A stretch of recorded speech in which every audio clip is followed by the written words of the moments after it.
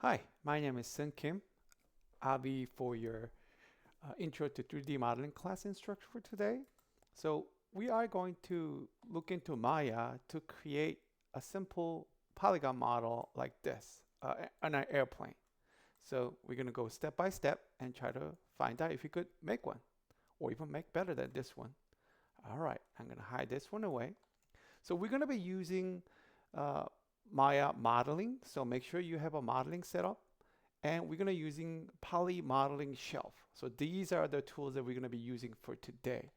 We will have a separate shell that we're going to make during the class, but for today, we're going to be using just like default shelf. So first thing we're going to do, we're going to create a polygon cube. So once you hit the cube button, the cube will pop up so you can see how it appears. So to move around the screen, I'm holding Alt key down and click the left mouse button, and you can rotate left and right? And if I hold the Alt key down, right mouse button, then you can zoom in and out. If I do middle mouse button, Alt key down, then you can move left and right and up and down. Same thing. So we're gonna do rotate it out and look at this way. So make sure that we're looking at this word location. Like Y is always up, Z is on the left side of the screen, X is on the right side of the screen. So this is the angle we're going to be probably using most of the time. And make sure you have this thing on, wireframe on shaded mode on. So without it, it'll be just a shaded model. So you really don't see how many polygons and what's made out of. So to do so is basically turning on this mode right here. Then you should be able to see the wireframe without even it's not click. So okay, the first thing we're going to be doing, we're going to move this object a little bit up higher. So right now it's in the middle of the 0, 0, 0 axis. So we're going to move it up. So to do so is click and hit W. W will be a short key for move. E will be a short key for hotkey for rotation. R will be a hotkey for scale. So first we're going to be moving. So we're going to hit W and move up. Since we move on top of the plane, you won't see the grid intersecting it. So that's how it looks like. So we have to switch this polygon into different modes. The polygons are made out of vertices, which are these little dots. So how do we see that? So if you go into the model, click on the right mouse button, and you can see what these different part of the polygon. So you can vertex, faces, edges, object mode, some other stuff here, but we won't go over that yet. So right mouse click, and we're gonna hit face. So grab the face, and you can select that face alone. So if you want to do the vertex, you can do the vertex mode, and you can select those individual vertices that made out of polygon. And you can always go back to the object mode to become a whole. So first, we're gonna do, there's an edge mode as well too, so you can manipulate edge as well. So for now, we're gonna do the face, convert to the face mode, and we're gonna try to extend this out. So first thing we're gonna do is this tool called extrude. So extrude tool, while this face is selected, if I hit this extrude tool, and this will pop up, and I'll pull it out, it'll come out as so. So now we have this front part, which is going to be the front of the wing, the airplane. So I'm going to scale it with hitting R, scale it down to make it a little bit more round shape to where the cockpit's going to be. Moving back and forth with the move tool. And that's about where I want it. So I'm going to go backside, convert into the face mode again, click. I could either drag, but I want actually extra polygon here. So I'm going to do undo right there, go back to the regular polygon shape right there. And I'm going to extrude one more time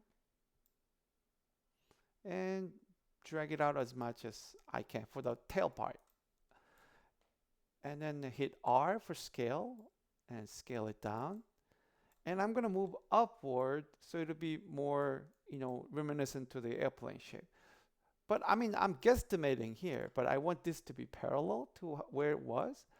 To do so, you can do it from the perspective view, but it's kind of hard.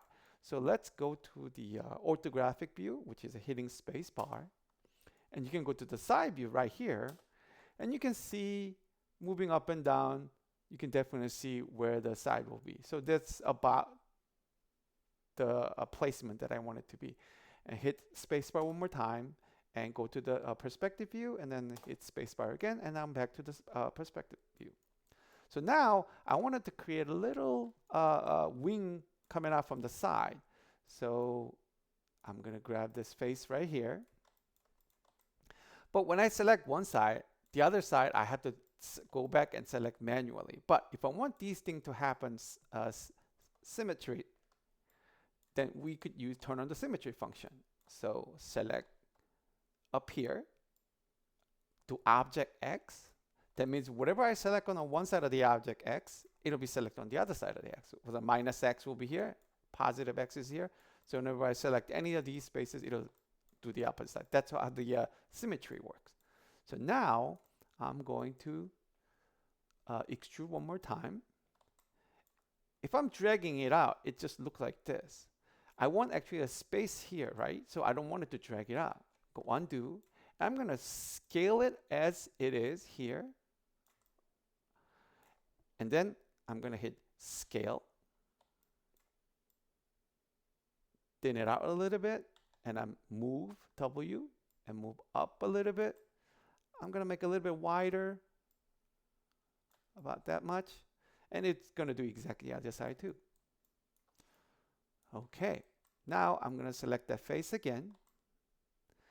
And extrude one more time. Now we have the wing coming out. So the airplane wing is never a straight line like this, right? It could be a little bit tapered in. So I'm going to do scale again, R. And I'm going to move it up a little bit so it has that like nice wing shape. Okay, now I want to make a little tail wing, tail fin back here. So to do so, I could either do it here to add another extrude from here, but that seems like a waste of a lot of space. So I would actually want to divide this polygon into the another polygon line looping around the shape. So first thing we could do is click this tool called multi-cut tool. Multi-cut tool. And hold the control key down. And if I don't click anything, just drag the mouse around, you can see where place any kind of loop anywhere we want to. If I hold the shift key on top of that, it actually gives you by the increment of like 10%. So I'll say about like 60%. And I click. And Maya will create that little polygon right there for me. And looping around. All right. So now I'm going to convert into the face mode. So go back to the neutral because it's still on the multi-cut tool. Either I hit Q or hit this arrow button to go back to the regular arrow mode. Now then I can convert back to the face mode, right? And I'm going to do extrude one more time. Scale it down. Thin it out. Use the right placement for it. And I'm going to extrude one more time on the top. Boom. So now I could go back to the side view, convert to the vertex mode, grab that top, move it back a little bit, and I could just grab these right here, these row, and I could move back a little bit here too. Just make it a little bit more pleasing shape. So now I think the plane's a little bit chubby in a way, so I'm gonna make the wing part a little bit front. So I'm gonna grab all these verts here. So you can click and drag like this, or you can go to the side view and grab all in front of it like this, and I can move it forward a little bit like this. Now you have an airplane like this. But right now, airplane is kind of boxy. So if I hit the object mode, and if I hit number 3, boom, we have that nicely subdivided version of the polygon airplane that we're making. Hope that was informative, and we can start on the next part on the next video. Thank you very much.